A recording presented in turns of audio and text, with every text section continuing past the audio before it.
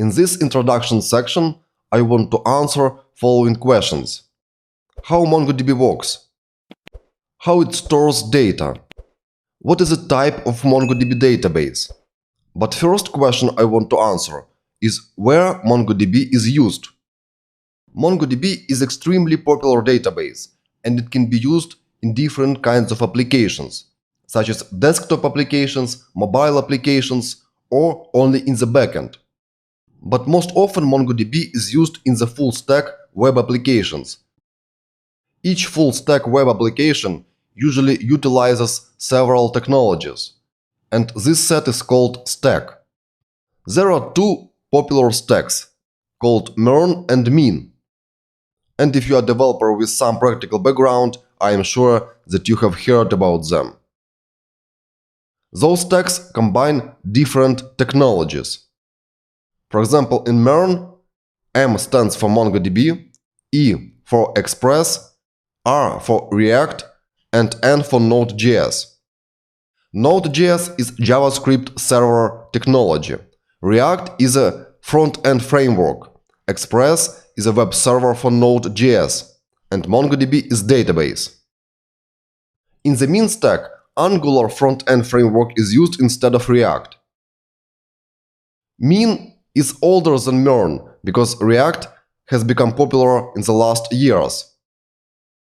Using MERN and Mean stacks, you can build full-featured, full-stack JavaScript applications. Why I say JavaScript?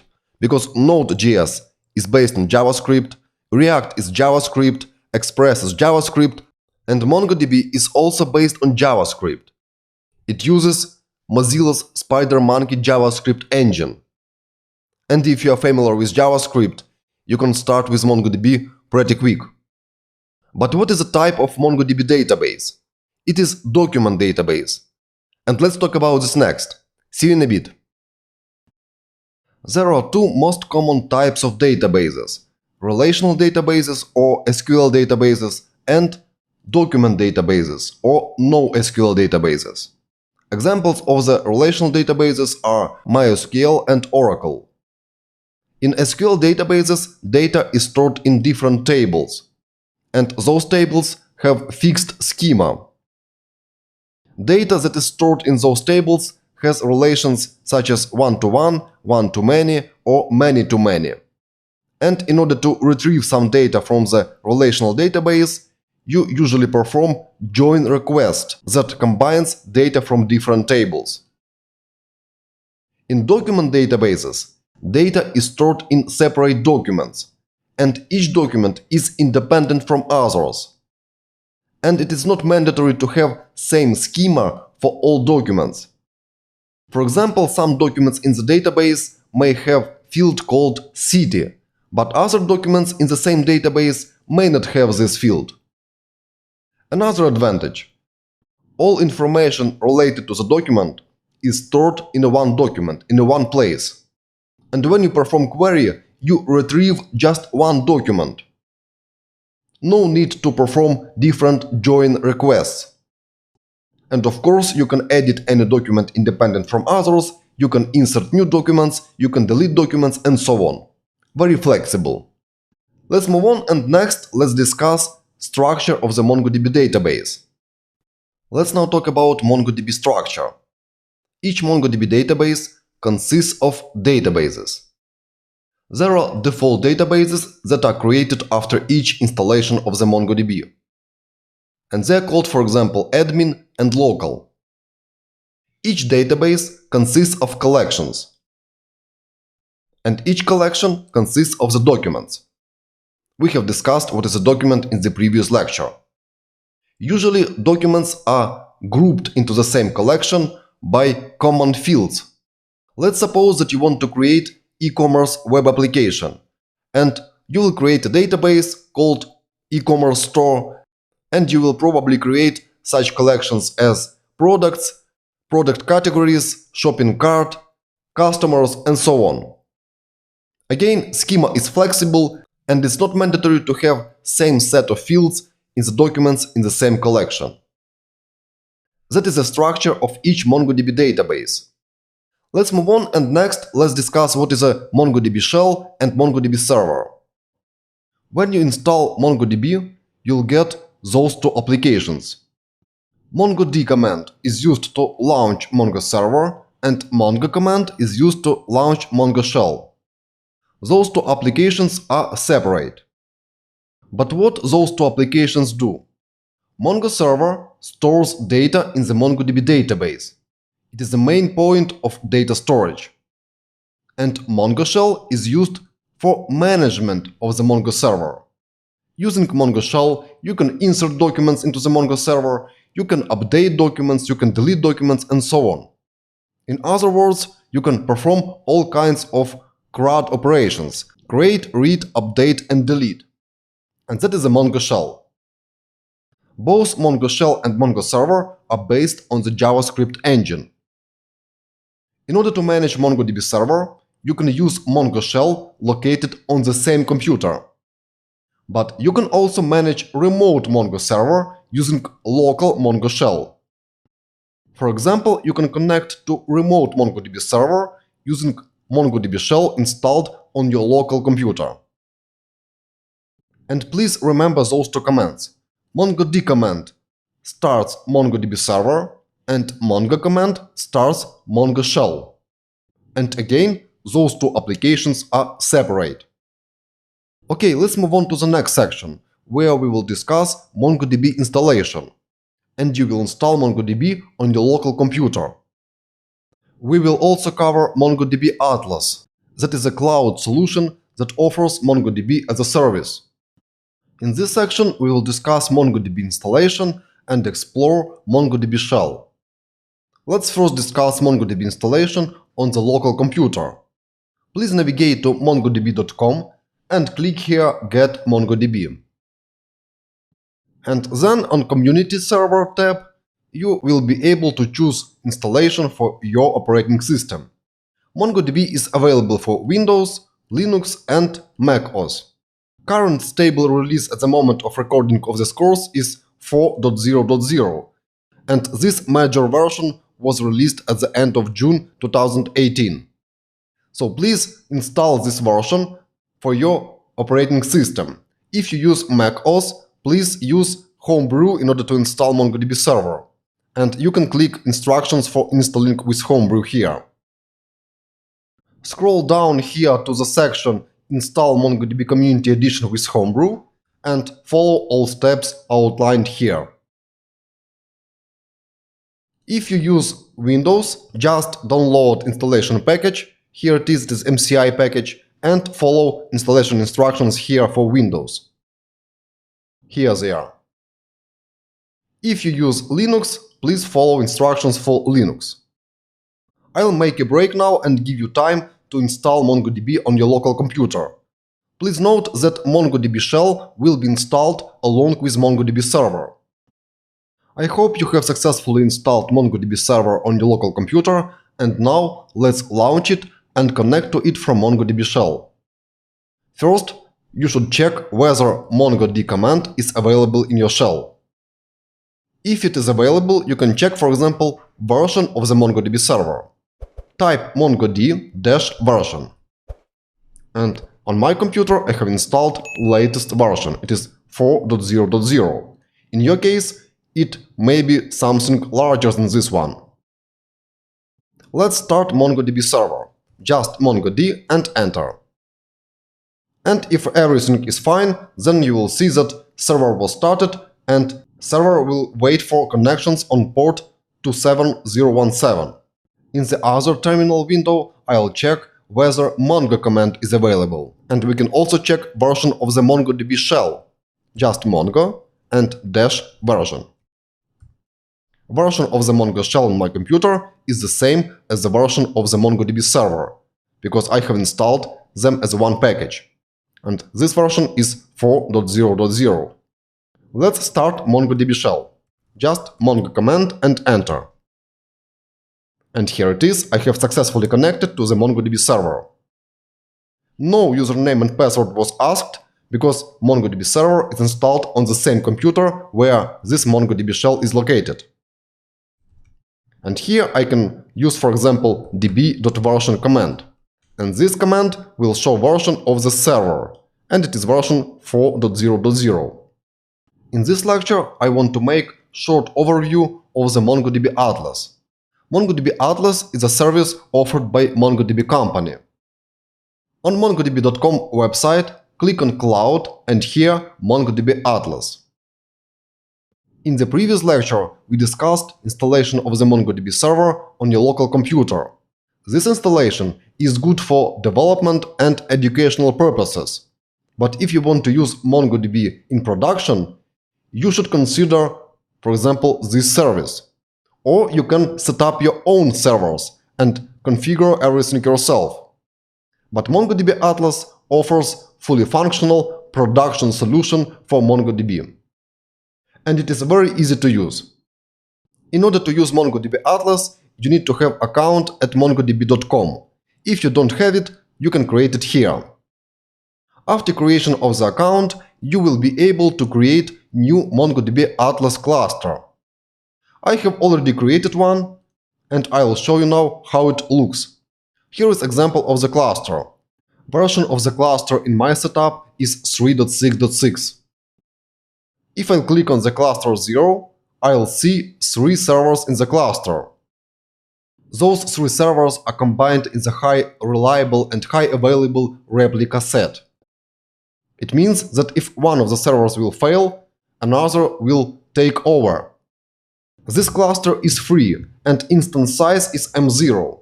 If I'll go back to tab about MongoDB Atlas and scroll down here to the pricing, you will see that there is a free option with 512 megabytes of storage and shared RAM available. And this allows you to play with MongoDB Atlas, use it for development or educational purposes. But if you really need production version, you can consider other plans, like Basic, Pro or Enterprise. Okay, let's get back to the cluster and go back to the list of the clusters. Here near the cluster 0, click on the Connect button, and here in the pop-up window you'll see different connection methods that you can use in order to connect to this MongoDB Atlas cluster. Make sure that your public IP address is added to the IP whitelist. Now I'll show you how to connect to this MongoDB Atlas cluster from my local computer. I have already added my public IP address to the IP whitelist, and now I'll click on the Connect with the Mongo shell. And here I'll choose I am using shell 3.6 or later, because I am using shell 4.0.0. Click on this option, and here I'll see command that I need to use in order to connect to this MongoDB Atlas cluster. Just click copy here, then open new terminal window, here it is, and here paste this command. Of course, I have created this admin user before, because it is remote connection, and you will be prompted to create new admin user during creation of the new cluster. Let's go back and press enter. Enter password for this admin user. And here we are. I have successfully connected to the MongoDB Atlas cluster. You may notice warning here, shell and server versions don't match. That's because I use MongoDB shell version 4.0.0 and MongoDB server version is this one. Of course, it's recommended to use same versions of the MongoDB shell and MongoDB server. But for basic operations, it doesn't matter. And here I can use same command, db.version, and I'll get version of the MongoDB server, and it is 3.6.6. In this example, I have connected to the remote MongoDB server. That is a MongoDB Atlas cluster that consists of 3 servers, and I have connected from local MongoDB shell. If you want, you can create MongoDB account, create new cluster and do the same. But for the rest of the course, I'll use MongoDB server installed on my local computer. From my point of view, it's not much convenient to use native MongoDB shell in the terminal. All outputs and commands are in the same color, it's difficult to enter several commands one by one. That's why I suggest you to install Robo3T, that was previously called RoboMongo. You should navigate to robomongo.org website and download this application here. Please note that there is another option available called Studio 3D. That is another application for MongoDB management, and it has a lot of features, but it is free only for non-commercial usage. We will use Robo3D. It is very simple and it has embedded MongoDB shell. Robo3D is available for different operating systems. Just click Download Robo3D, click Download Robo3D again, and choose needed installation, either for Windows, Mac or Linux. Please pause video on this point and install Robo3D. After successful installation, open application and you will see something like this. Click here Create new connection and add connection to the local host. Leave here address by default and port also by default to 7017 and name connection, for example, localhost. Click Test. Test will be successful and click Save. Of course, make sure that MongoDB server is up. And now click Connect. And here on the left pane you'll see databases on your MongoDB server. Here is, for example, admin database, local and config. Let's double click on local database, expand collections, and here you will see same collection that we have explored in the MongoDB shell. Startup_log. Let's double click on it, and contents of this collection will be opened here on the right. And you will see that output is pretty good formatted with different colors and so on. Same commands, you can add different commands here, for example db.version and parentheses. If you want to execute command, you can click here green triangle or just use shortcut Command Enter on Mac and Control Enter on Windows. And here you will get result 4.0.0. It is a version of the database on the MongoDB server. Okay, let's move on to the next section where we will discuss JSON, extended JSON and BSON formats. And after that section, we will move on and explore most common operations with MongoDB database. We will insert different documents, update them, and so on. Now you should have MongoDB server installed on your local computer, and before moving on to MongoDB operations, we need to talk about data format in MongoDB. And in this section, we will cover such topics as JSON, BSON, and extended JSON. And we will start with JSON. JSON stands for JavaScript Object Notation. And data presented in JSON is just a string. And here on the left, you see example of the JSON object. Please notice single quotes that surround this object. They mean that this object is simply a string. JSON object is a string because usually it is used for data exchange between client and server or between different servers.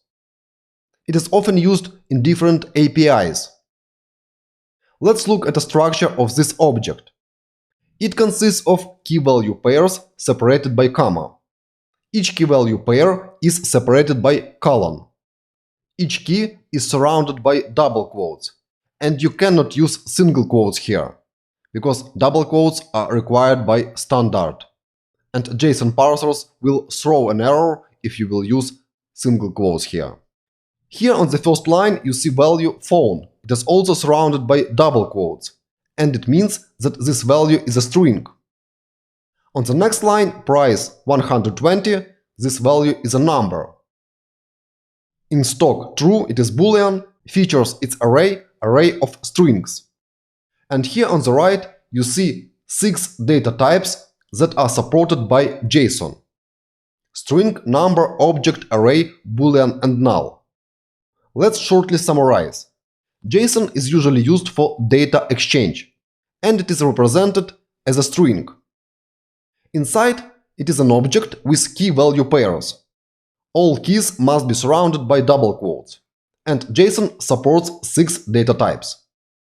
Next, let's discuss difference between JSON and JavaScript object, because many people think that JSON is JavaScript object, but it is wrong.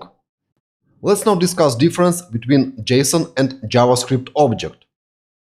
JSON is a string, as we have just discussed. Here is an example.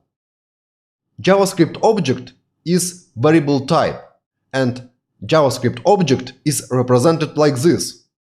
It is a set of key-value pairs surrounded by curly braces. It is not a string. It is an object, JavaScript variable type. And it is not needed to use double quotes around each key. In fact, you can use double quotes, but it is not required. Again, JavaScript object is a variable type and JSON is a string. And in JSON, you must surround each key by double quotes. You can easily convert JSON to JavaScript object and back. In JavaScript, there are two methods for this. JSON.parse will convert JSON to JavaScript object, and JSON.stringify will convert JavaScript object to JSON. Now it's time to talk about BSON format. All documents in the MongoDB database are stored using BSON format. BSON stands for binary JSON. And here you see example of the document that is stored using BSON format. And it is exactly the same document that we have discussed before. This one. Type, phone, price 120 and so on. And you see this data here. But you see dots as well. In fact, document is stored in binary format. And here you see representation of this data in ASCII codes. And each ASCII code is represented as pair of hexadecimal numbers. For example, here you see table with different symbols and their representations in hexadecimal format. For example, symbol W has corresponding hexadecimal value 77. And here you see 77 at the beginning of this piece of data. And here you see W at the beginning in this part. This part is simply attempt to parse this part. And when there is no corresponding letter, number or special symbol for specific ASCII code, you will see dot here. But why do we need this BSON format? Why cannot we simply use JSON to store data in the database? We have discussed that JSON supports only 6 data types. But BSON supports much more data types. But you may ask me, hey, where are those types here? I see just mass of ASCII characters. In fact, there are types encoded here. And we will get back to this example later on. But before that, let's talk about extended JSON. That is a special format that is used to represent this mass of characters in the readable format. Let's now talk about extended JSON.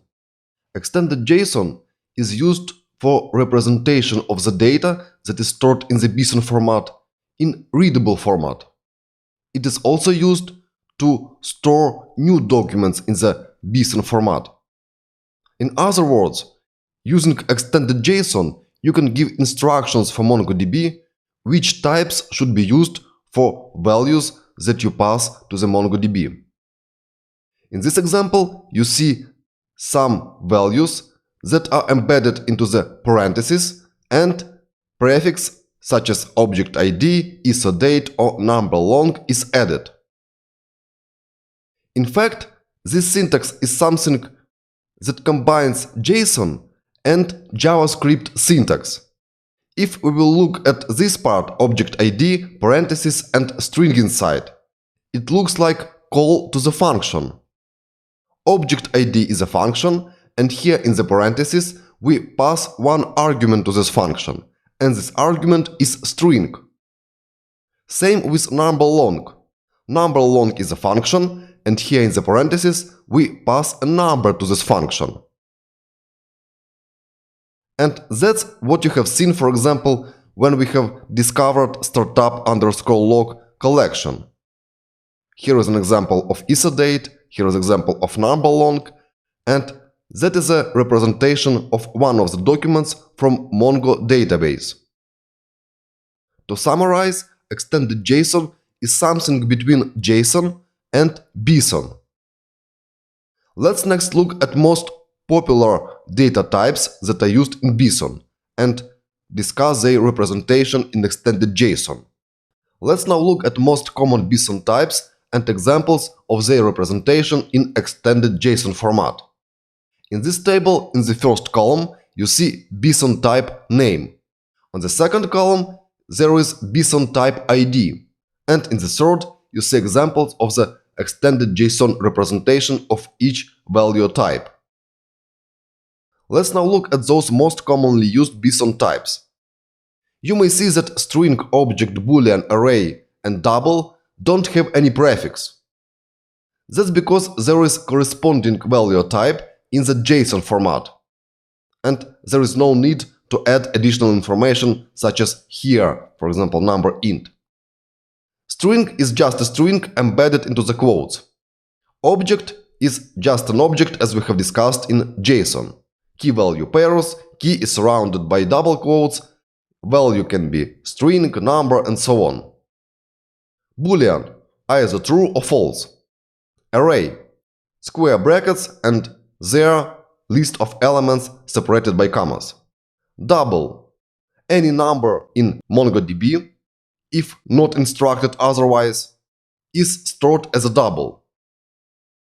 You see here dot, but without dot, if you pass plain number to MongoDB, this number will be also stored as a double.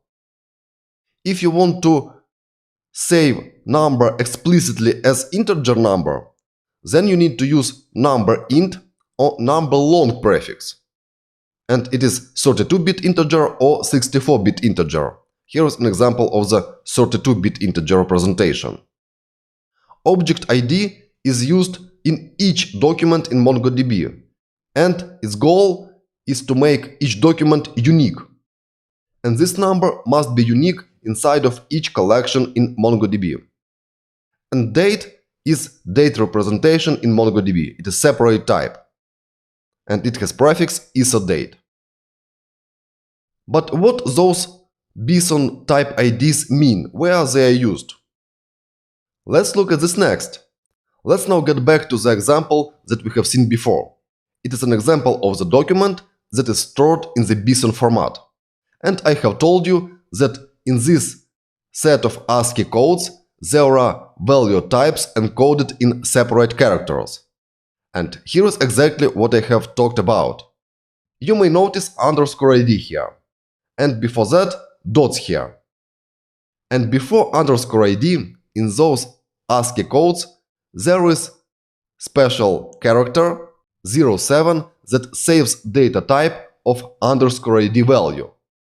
And let's get back to the table. 07, here it is type ID of the object ID. Here it is. On this line you see in stock, and in our example it is true. You see number 8, and number 8 represents Boolean type. Here 04, it stands before features. And features in our case it is array, and here you also see this number for array. And finally 02 is string. You remember that features is array of strings such as HD camera, Wi-Fi and LTE. All those values are strings. You see 02 also here and here. All those three ASCII codes 02 say that value is stored as a string. Now you know how data is stored in the MongoDB database. It is stored in BSON format. Extended JSON is used for representation of the BSON format in readable format, and extended JSON is also used to give MongoDB instructions which value types it should use for data storage. Now you are equipped with knowledge about JSON, BSON and extended JSON, and we can move on to CRUD operations in MongoDB. And first operation we will talk about will be insertion of new documents and creation of the new collections. In this section you will understand how to create collections and insert documents into it. Let's first discuss create collection method, and that is a method of the DB object. db.createCollection, and in the parentheses you pass string as an argument, and this argument is name of new collection. Each collection must be created in certain database. Remember that after the installation of MongoDB server we get three databases: admin, local and config. You shouldn't use those three databases for your data. Please create always separate database for that. In this lecture, I'll create new database called forum and insert new collection into it. And this collection will be called posts. Let's do that in the native MongoDB shell. Use Mongo command to connect to the Mongo shell and clear terminal first using cls command. And then show DBs. You'll see three default databases. Then use command, use forum, and this command will switch you to the new database. But at this moment, this database is not created yet. It will be created only when I will create new collection inside of it. Let's create post collection in the forum database. db.createCollection and pass name as a string. Name will be posts. And press enter. You'll see a result that is returned from the server, OK1. It means that collection was successfully created. Let's use show collections command and list all collections inside of the forum database. Show collections. And here is a list of collections, and this list contains newly created post collection. Of course, this post collection is empty at the moment. Let's talk about insertion of the documents into the collection. Now we can talk about documents insertion into the collection. And we will discuss two methods, insert1 and insert_many. Those methods are collection methods. It means that you need to use them like this, db.posts.insert1 or insert_many. What this insert1 method does? It takes one object and inserts one document into the MongoDB collection. Another method, insert_many, takes array as an argument, and this array consists of several objects, separated by commas. In this course, we will use both methods, insert1 and insert_many, and you will insert documents that I have prepared in the separate file post.txt. In the next lecture, you will download this file and I will describe its contents. Attached to this lesson, you will find file called posts.txt. Please download it to your computer. This file contains 5 objects, here they are, and those objects will be inserted as new documents into the post collection. Let's look at this object. This object consists of following fields: title, that is a title of sample post, post ID, that is a number 3511 for example, and you may notice that each post ID is unique across all posts. Then number of comments, shared, true or false, tags, it is array of tags, and author, that is an object that consists of two key-value pairs, name of the author and nickname of the author. In this sample data, some posts are created by the same author, for example this one and last one, same author Mike Forrester. Also, this one and this one are created by Emily Watson. Question for you: what is the data format of each object? Is it JSON, extended JSON or BSON or something else? Please think about that. What is your answer? Answer is following. This format is simply format of the JavaScript object, because you don't see double quotes around each key. You can easily use JavaScript objects in the MongoDB shell, because MongoDB shell is based on JavaScript. And you can use such kind of objects in order to assign them to the variable and then insert this variable as a document into the MongoDB database. And you may notice that each object has different value types. For example, here is string, here is integer 32, here is a number that will be stored as a double, here is boolean, array, and object. Okay, let's insert first document into the collection. I'll take this one, copy it, and go to the robo3t. I'll close these tabs here and refresh here, view on the left. Right button click and refresh. And you will notice that forum database has appeared here on the list. I'll expand it expand collection folder and double-click on the post collection. Of course, now this post collection is empty. Let's add first document into this collection. I'll remove this part and we will use insert1 method. Syntax is following: db, then collection name, that is a post, dot insert1. And this method requires an object.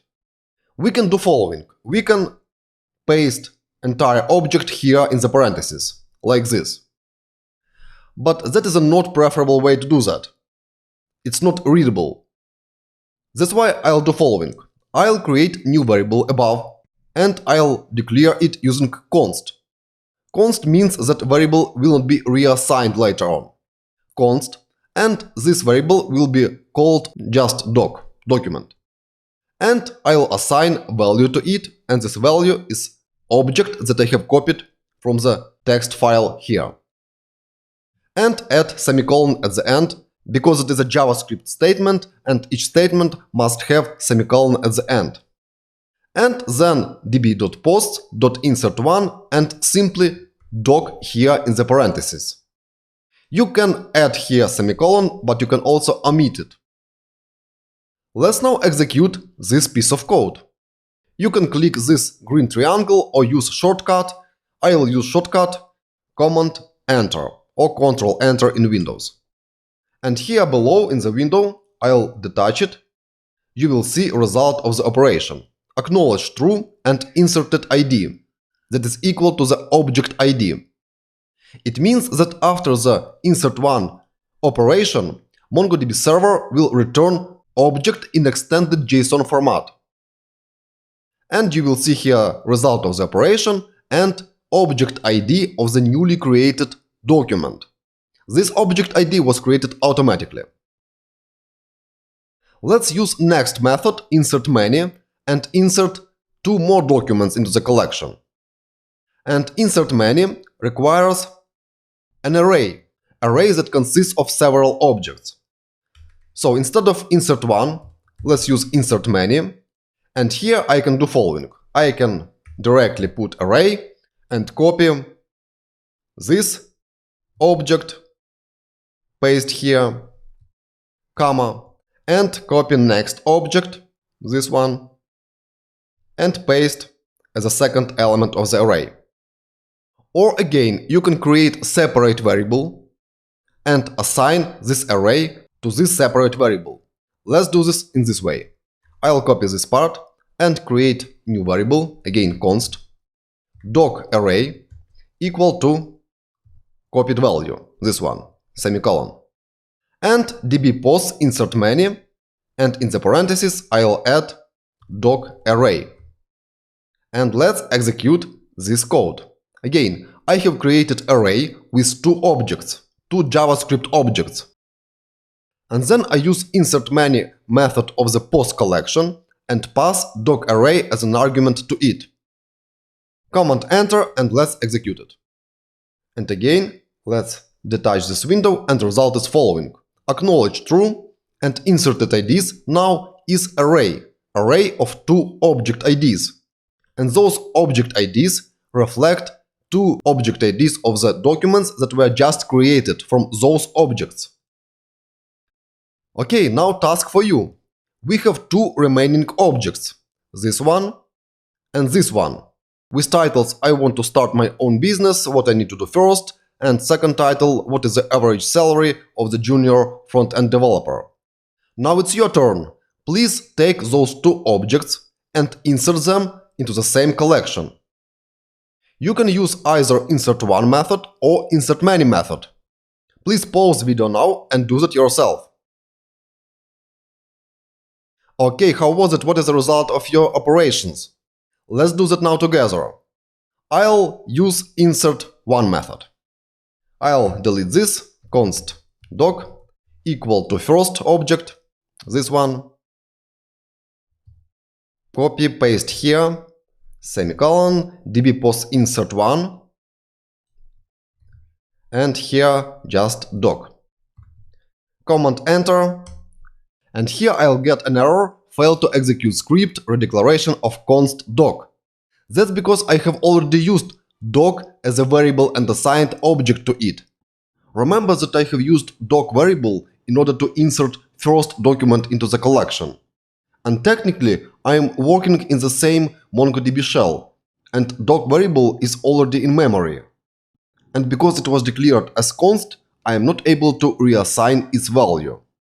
In order to do that, I can either rename this document to another one, or you can open new MongoDB shell connection to the post collection by clicking on it, like this. But let me use first option. I'll rename this doc to the doc 4, for example, because there's a fourth object in this post.txt file. And I'll rename it here, doc4, and execute it. And now insertion was successful. And here is an object ID of the newly added document. Okay, let's add final document, last one. It is a fifth document. Copy this object, replace contents of the JavaScript object here, and let's rename it to doc5. Doc5. And execute it. Command Enter. And here we are. One more document was inserted into the collection. Finally, we should have 5 documents in the post collection. Just double-click on the post collection, and here you should see 5 documents. Here they are. Okay, now we have some sample documents to play with, and in the next sections we will use find, update, and delete operations. And next section will be dedicated to find and find one methods. And you may notice that when you double-click on the name of the collection, immediately find method is executed. And you may notice that empty object is passed to the find method. Hello and welcome to the finding documents section. In this section, we will talk about read operations in MongoDB. And you can use 2 methods, find and find1. From the name of those methods, it is clear that find1 will return just one document, and find may return several documents, in fact all that match this query. Query is an argument that you pass to the find1 or find method. And query is just a JavaScript object with key-value pairs, nothing else. And of course, find and find1 methods are collection methods, and they need to be executed on the certain collection. In our example, it is post collection. Okay, let's move on, and in the next lecture, we will perform some find operations on our sample data. And of course, I'll give some tasks for you. Okay, let me close another tab, and let's execute find query again. Just Command Enter. And this query will return all documents in the post collection. That's because we have passed empty object as an argument to the find method. In Robust 3T, you can switch views of the output. Here you see result in extended JSON format. You see double quotes around each key. You can switch to the views here on the right. Here is a table view, and in the table view you see titles of each column, _ID, title, post ID, comments, shared, text, and author. You can switch to tree view here, and here you are able to expand each document. And what is useful here is that here on the last column that is called type, you see type of each value in the document. For example, type of the value of _ID is object ID. Title is a string. Post ID is int32. It is int32 because we have explicitly told MongoDB that post ID should be stored as int32. We have used number in prefix here. Then comments is stored as a double because we have not passed any type information here, and I have told you that in this case any number will be stored as a double, and here you see that. Then shared is boolean, text is array, and author is object. We can expand author as well, and you will see type of each value in the author object. Name is string and nickname is also string. Okay, let's go back to the default extended JSON view mode. Let's use find1 method. Find1, and here let's again pass empty object and execute query. And here is just one document. First document that matches this query. Let's find specific document by its post ID. I'll try to find this document with post ID 3015.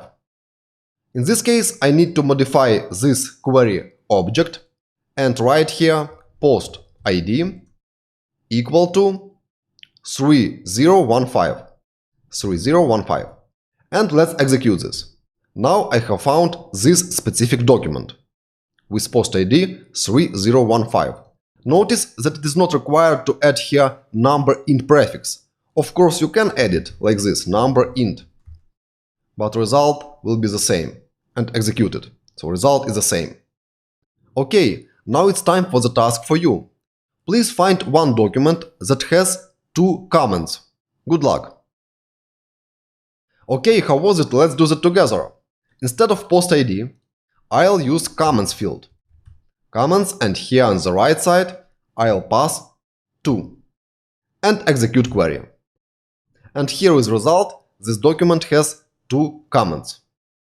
Okay, next let's try find method. And let's find all documents with 0 comments. Comments 0. Command enter. And we have found 2 documents with 0 comments. This one and this one. Okay, now another task for you. Please find all documents that were created by Emily Watson. Good luck. Okay, let's now do that together. You may notice that name of the author is embedded field in the author field. In this case, I need to use dot notation here. Author dot name. And here on the right, I need to pass value, this one. And let's try to execute this operation and see what happens. Command enter. I'll get error unexpected token dot. It means that if you want to access embedded property, you need to add double quotes here around the fields, like this. And only now I will be able to find all documents with author.name that is equal to Emily Watson. Here is first document and here is second document. Okay, now another task for you. Please find all documents where tags contains programming string. Good luck. Let's do that now together. You see that tags is an array of strings. In this case, we can use just same syntax as with other fields, just like this, tags, and here I'll pass programming. And let's execute this, command enter. And here is result. First document, and here you see programming tag, and second document that has same programming tag. It means that you can easily use such queries to find documents by array elements, by specific values, or by values of the nested fields.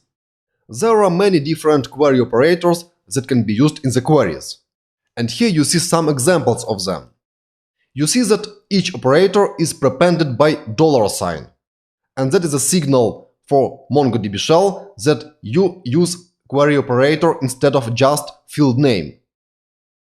For example, less than operator is used when you want to find all documents with certain value of the field that is less than specified value or greater than specified value. And is used when you want to pass several conditions, and only documents that match all conditions will be returned.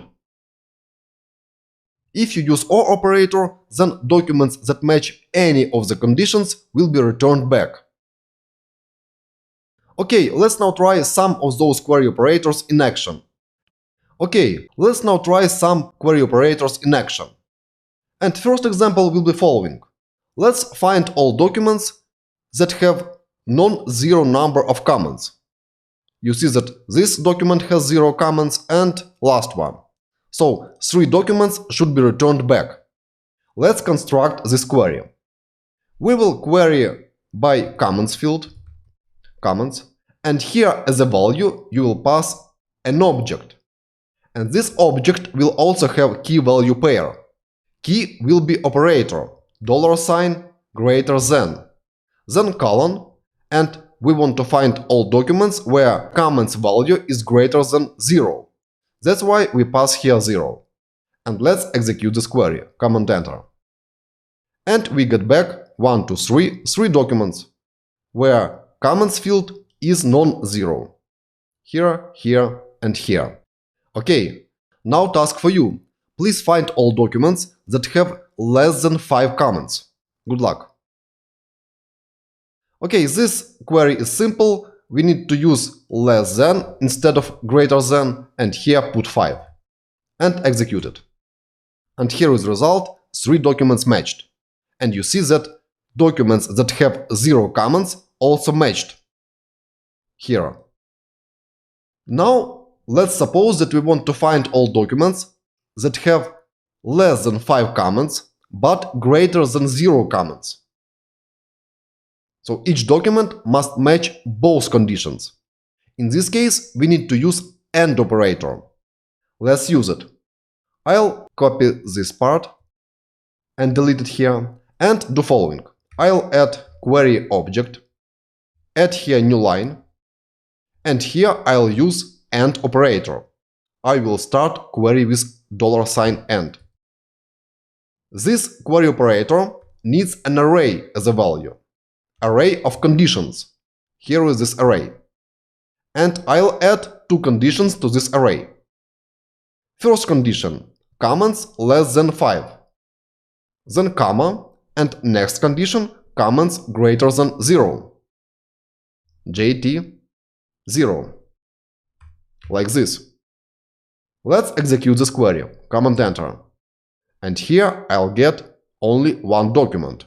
And that is a correct result, because only one of the 5 documents has number of comments that is greater than 0 and less than 5. Okay, now it's time for the task for you. Please use OR operator instead of AND and find all documents that are either shared, where shared is true, or have programming tag. Good luck. Okay, what is the result? Let's do that now together. Instead of AND, I'll use OR. And here will be first condition. Shared, true. And second condition is tags, colon, programming. We are looking for programming tag in the tags array. Let's execute this. Command enter. And we got 3 documents. In the first document, shared is true and programming tag is present. In the second document, shared is false, but programming tag is present. That's why this document matched this query, because we have used OR operator. And in the last document, we see shared true and no programming tag. Okay, now another task for you. Please use IN operator. And this IN operator requires an array of elements as a value.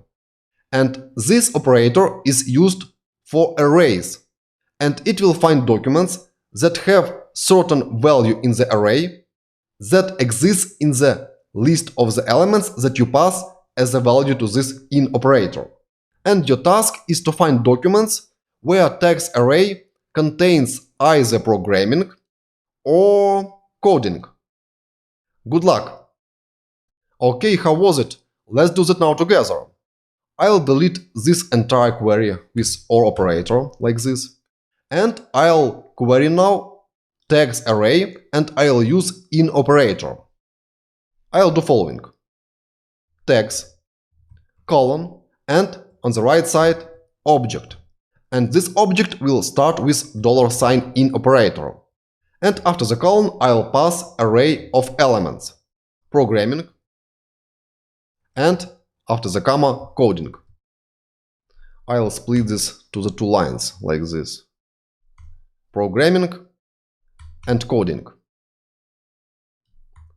Okay, let's execute this. Command enter. And here is the result. 2 documents were returned. First document has programming tag in the text array, and second one has both coding and programming in the text array. All other documents in the post collection don't have programming or coding tag. Okay, now you know how to use query operators in the queries. Now let's move on, and next let's talk about sort, limit and skip helper methods. Let's now talk about sort, limit and skip methods. Those methods are helper methods of the find method. It means that they need to be chained after the find method. Names of those methods are pretty self-explanatory. Sort will sort resulting documents. Limit will limit number of the resulting documents. And skip will skip certain amount of the documents. You can sort documents by certain field, and you can use either ascending or descending sort. In the limit, you should simply pass a number, for example, limit 2, and this will limit number of the documents in the result to 2. In the skip, same as with limit, you pass a number and you will simply skip certain number of the documents, for example 5 or 3. Okay, let's now try those helper methods in action. I'll go to the robots3 debug and delete this query. Query object will be empty. And let's execute this query. Command Enter. Now I get 5 documents. All documents that exist in the posts collection. Let's now add limit method. Dot limit. And here I pass a number, 2 for example. And let's execute this. Command Enter. And now I get only 2 documents in the result. If I change it to 1, I'll get just 1 document. Let's now try skip method. Skip 2 and Command Enter. Now I get only 3 documents, because first 2 were skipped. And I get documents starting from document 3, from this one. Here it is. We have skipped first 2 documents. And now sort. And sort requires an object as a value, like this. And here in the object you need to pass key-value pair. Let's suppose that I want to sort by comments field. I'll copy comments, paste here, colon, and add 1 or -1 as a value. Let's try 1. Command Enter. And now you see that documents are sorted by comments field in ascending order. And document with the largest amount of comments is at the end. Please try yourself sorting by -1. Okay, let's do that now together. Comments, -1. And execute it. Now documents will be sorted in descending order. Okay, another task for you. Please try to sort by title in ascending order. Good luck. Let's do that now together. Title, and here will be 1. Command Enter. And now I see result. Here is this title, then comes title starting from M, then from W, then again from W, and finally also W. It means that those documents were sorted by title. I can ask you, what is the default sort of the documents if I simply remove this sort method? What is the answer for this question? Answer is simple. By default, documents are sorted by _ID. And you may notice that each object ID for the next document is larger than previous object ID. Now another task for you. Please use simultaneously 2 methods, sort and skip. Skip 2 elements and sort by shared field. Good luck. Okay, let's do that now together. Dot skip, skip 2 documents, and then sort by shared field in ascending order. Shared, colon, 1. And let's execute this. Command Enter. I'll get 3 documents that are sorted by shared field. First comes document with shared false, and then documents with shared true. That is the ascending sort for Boolean values. You can also split this line to several lines like this to make it more readable. Okay, let's summarize. There are three helper methods for find method. They are skip, sort, and limit. And you can use them to limit number of the documents, to skip some documents, and to sort documents. Okay, that is the last lecture in this section, and let's move on to the next section, where we will talk about update operations. Now it's time for update operations. There are two methods, update1 and update_many, that can be used for document updates. And of course, from the title, you can understand that update1 updates just one document, and update_many can update simultaneously several documents. In the parentheses, you can pass several arguments to each of those methods. And they are query, update, and options. Each of those arguments is an object. In the query, you specify which documents you want to update. In the update, you specify what you want to update, which operations you want to perform, and here are options. And of course, those two methods are collection methods. You cannot use those methods without update operators. That's why next let's talk about update operators, and after that, of course, we will try update methods in action. Now let's discuss update operators. They are used in this update argument that is passed to update1 and update_many methods. That is the second argument.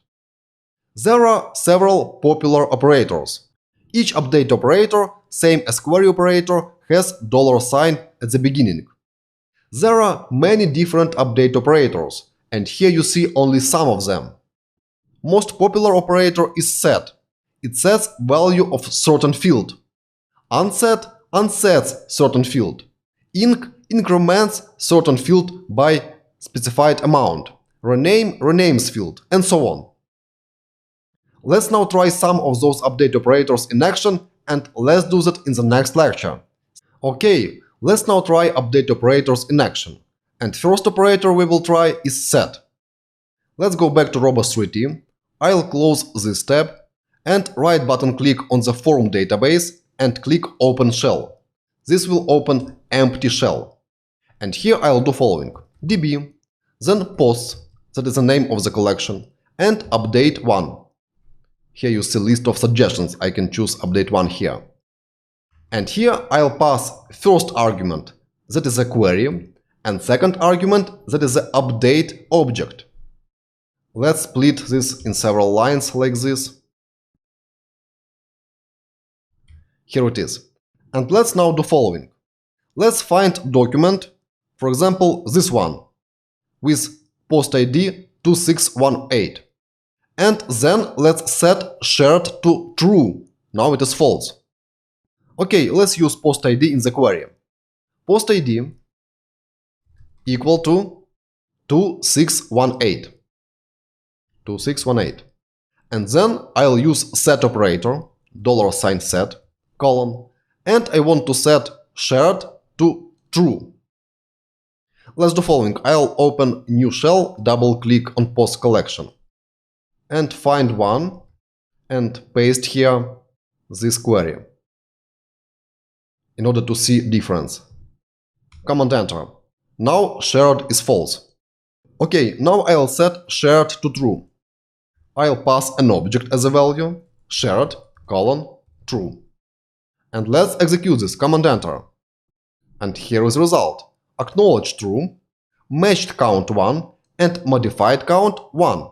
It means that one document was found and one document was modified. Let's get back to the Find One tab and execute this query again. Command enter. And now shared is true. Now it's time for the challenge for you. Please find document, this one, with post ID 1151 and change its title. Title should be what is the average salary of the senior front-end developer. Good luck! Okay, let's do that now together. Let's get back to update1 tab, and instead of post ID 2618, I'll use post ID 1151, paste it here, and set title. I'll copy current title from here and paste here, and instead of junior, I'll use senior, like this. And let's go back to find one tab, and here 1151. So at the moment here is junior. And let's execute update one operation. Command enter. And you see result modified count 1. Let's get back to find one, refresh, and now here you see senior. Okay. Next, let's try unset operation. Unset instead of set. Unset deletes certain field. And let's, for example, delete text field here in this document where text array is empty. Let's first find all documents with empty text array. Text equal to empty array. Command enter. And here is result. Just one document has empty array. And let's, instead of update one, let's use update many.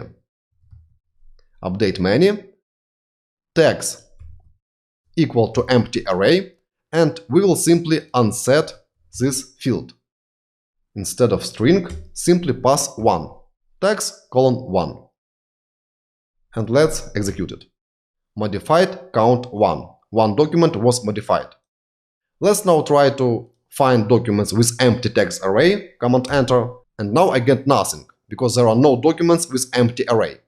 Let's try to find this document by its ID, 2618. Post ID, and here on the right, 2618, and execute it. Now this document doesn't have text array. Now another task for you. Please use inc operator and increment number of the comments in this document. Increment this number by 1. Good luck. Okay, let's do that now together. Let's firstly find this document by its ID 8451, command enter. Here it is. Now number of the comments is 2. Let's use inc operator. Update 1. I'll update specific document. Post ID 451. Here it is. And I'll use inc operator. And I will increment comments by 1. Simply comments here by 1. Command enter. Modified count 1. Let's get back to find 1 and execute this query again. And now there are 3 comments.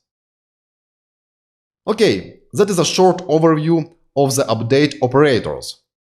Let's move on, and in the next section we will discuss delete methods, and we will delete some of the documents in our collection. In this section we will talk about delete methods. They are very simple, and you need to pass only query as an argument here. Delete one will delete just one document, delete many will delete all documents that match query. Let's try those methods in action next. Let's now try delete one and delete many methods in action. And in order to do that, let me insert a couple of new documents into the post collection. Here, instead of find one, I'll use insert one and insert document only with post ID. Post ID, number int, and here for one that is ID of a new document. Command enter. Now let's insert one more document with post ID equal to number int 2222 and 3333 as third post ID. Now in my collection there will be 8 documents. Let's execute find query, and here they are, 8 documents. Let's first delete this one with this post ID. Let's use delete one method, delete one, and pass query post ID equal to 1111. And let's execute it. Command enter. Acknowledge true, deleted count 1. One document was deleted. And now if I double click on post collection, I will not see this document here. Now let's delete those 2 documents. And that will be task for you. Use delete many method and delete all documents that don't have title field. Good luck. Okay, what is the result? This task was relatively challenging because I have asked you to find documents that don't have specific field. And for this case, you need to use exists operator. And we have not discussed this operator in the course. Let's do that now together. Let's use delete many. And here I'll find documents that don't have title field. In this case, I'll use here an object and use exists operator. Exists false. Let's first, instead of delete many, use find method. Command enter. And now you get those two documents that don't have title field. Okay, let's now delete them. Instead of find, delete many. Command enter. And now those two documents gone. Now if I get back to find query and execute it again, command enter, I'll get 5 documents as before.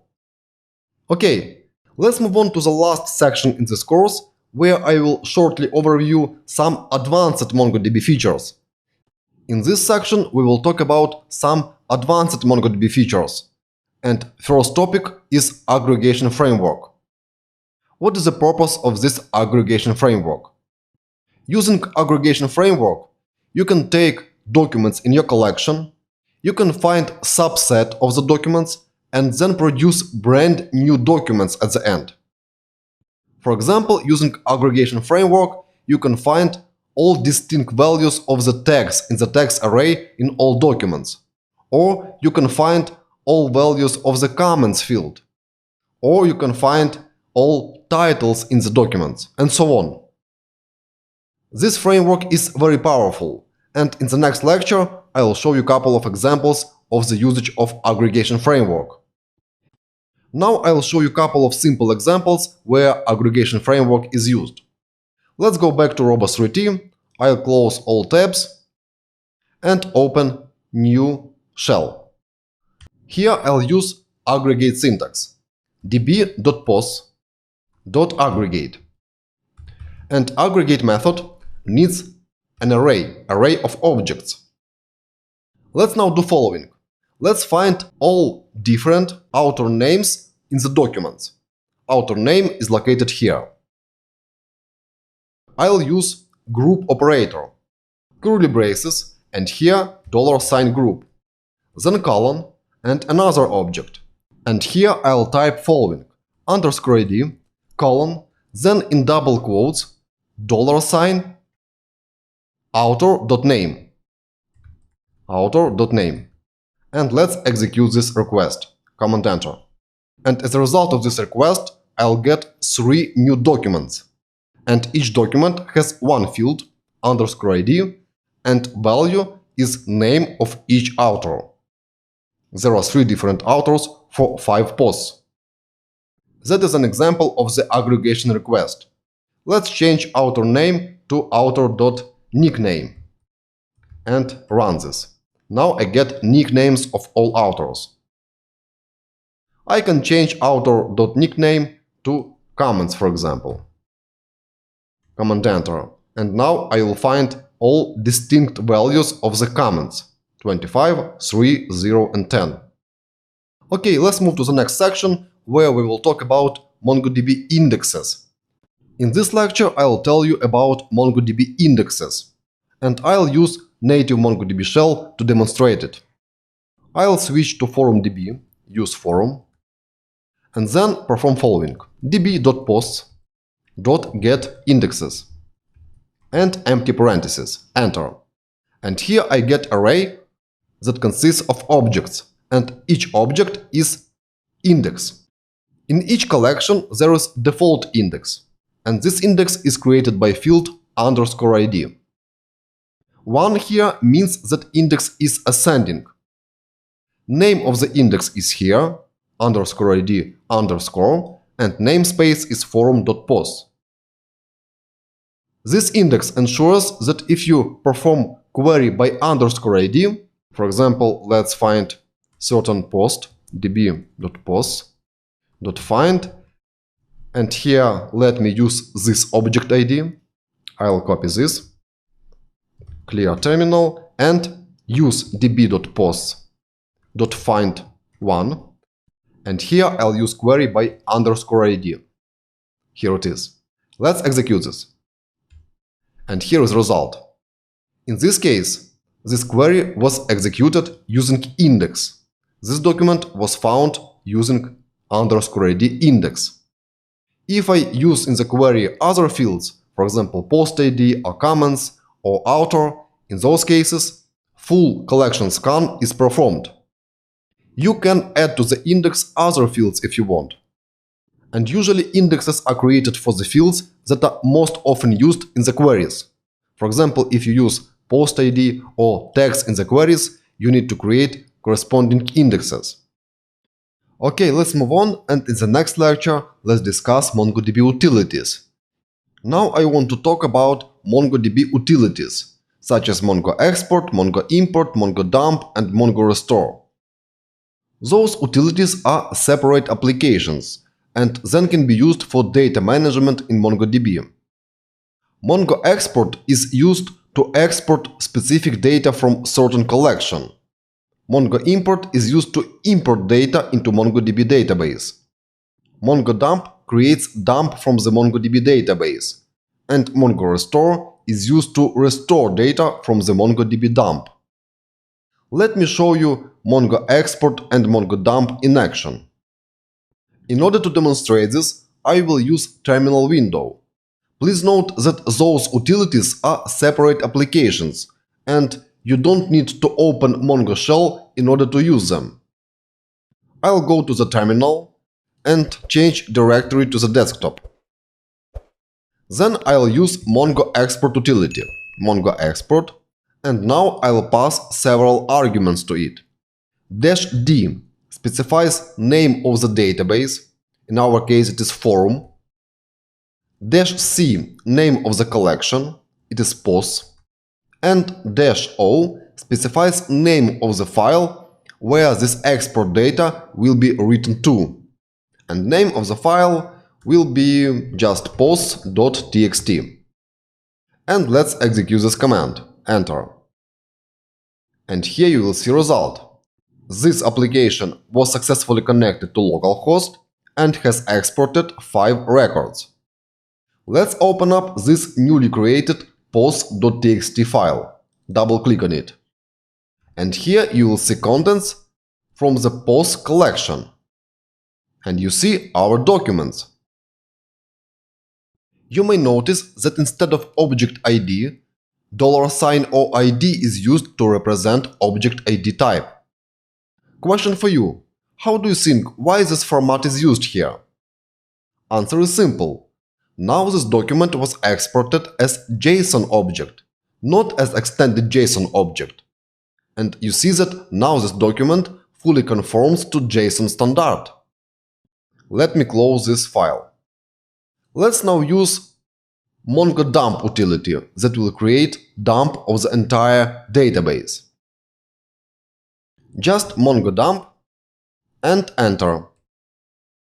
And you see that 2 collections were automatically dumped: admin.system.version and forum.pos. And you see that on the desktop new folder called dump was created.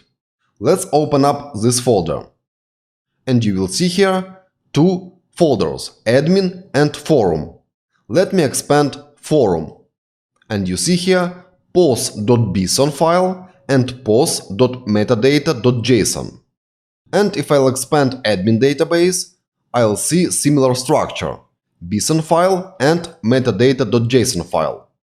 What is stored in those files?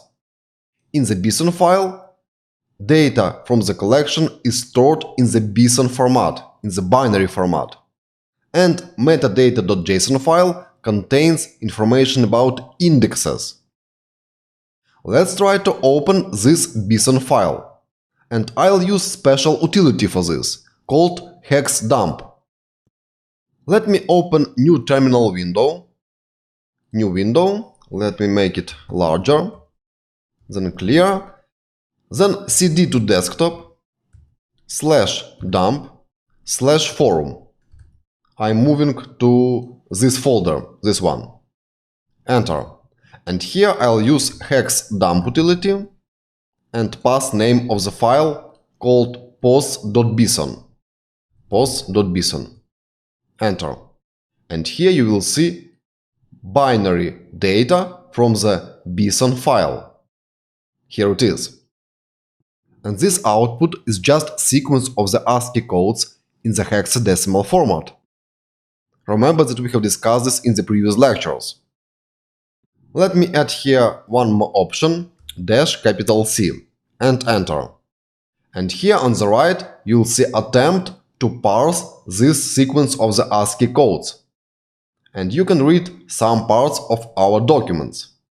What is the best way to learn JavaScript from the ground up, and so on.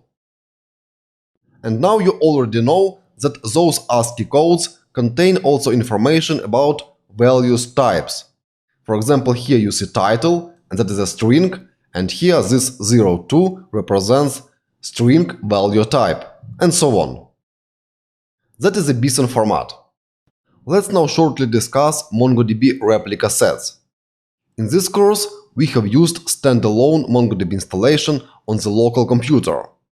And of course, such kind of setup isn't suitable for production needs. If you want to use MongoDB in production, you must set up MongoDB replica set. Replica set consists of several MongoDB servers, and I have never seen production database that consists just of one server. In each replica set, there is always only one primary server, and all others are secondary. And you can make changes only on the primary server. And if you, for example, update one of the documents, then this update is automatically propagated to all secondary servers. Or in other words, it is replicated from primary to secondary. That is the process in the replica set. If primary server fails, then secondary servers will elect new primary server, and one of the secondary servers will become primary. If you want to perform write operation, you must do it on the primary server.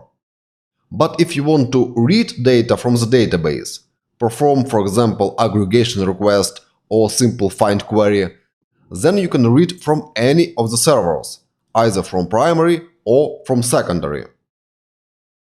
Remember that at the beginning of the course I have shown you example of the MongoDB Atlas setup. Let's get back to it. Here it is. Here is my cluster, and cluster consists of 3 servers. And you see here tags secondary, primary and secondary. It means that I have in the cluster 3 servers combined in the replica set, and one of the servers, this one, is primary. If this server will fail, then one of those 2 secondary servers will become automatically primary. Now, if I perform any read operations, I can read from any of those servers. But if I want to change data, then I will do that only on the primary server. And this information will be automatically replicated to all secondary servers. That is the process in the MongoDB replica set. In this course, we have used native MongoDB shell and MongoDB shell embedded into the Robo3T.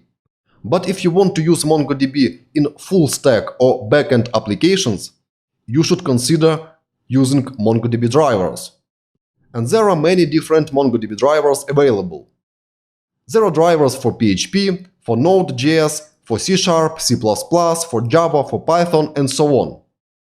Those drivers are used for same operations that we have briefly discussed in this course. I mean for create, read, update, and delete operations.